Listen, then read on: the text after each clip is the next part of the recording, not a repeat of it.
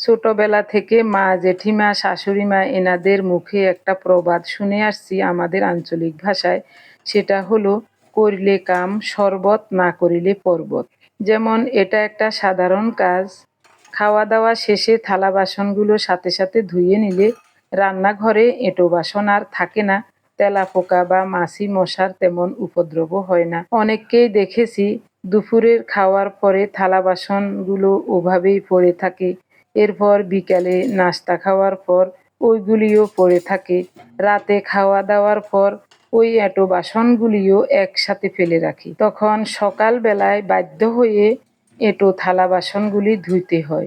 যাদের ঘরে কাজের লোক আছে তারা কিন্তু কাজের লোকের আশায় এসব এঁটো থালা বাসন ঘন্টার পর ঘন্টা ফেলে রাখে। তবে এটাও চিন্তা করতে হবে, ঘন্টার পর ঘন্টা এঁটো থালা বাসন পড়ে থাকলে এখানে বিভিন্ন ধরনের রোগ জীবাণু বা ছত্রাক উৎপন্ন হতে পারে। আমরা তো সবাই নিয়মিত যে যেটা দিয়ে থালা বাসন ধুই ওটা দিয়েই মেজে ঘষে পরিষ্কার করে ধুয়ে নিই, কিন্তু কিছু কিছু জীবাণু আছে সাধারণভাবে যত পরিষ্কার করে ধোয়া হোক ওই জীবাণুগুলি ধ্বংস হয় না। এটা একমাত্র ধ্বংস হয় থালা বাসনগুলো পরিষ্কার করে ধুয়ে ফুটন্ত গরম জলে যদি 10 মিনিট ভিজিয়ে রাখা হয় তারপরে। এই কাজটা আমরা কয়জন করি? আমরা মনে করি ভিম বার বা ভিম লিকুইড দিয়ে ছাই দিয়ে মেজে ঘষে পরিষ্কার করে ধুয়ে নিলেই সব কিছু পরিষ্কার হয়ে গেল। হ্যাঁ, সাথে সাথে ধুয়ে নিলে এভাবে পরিষ্কার হয়।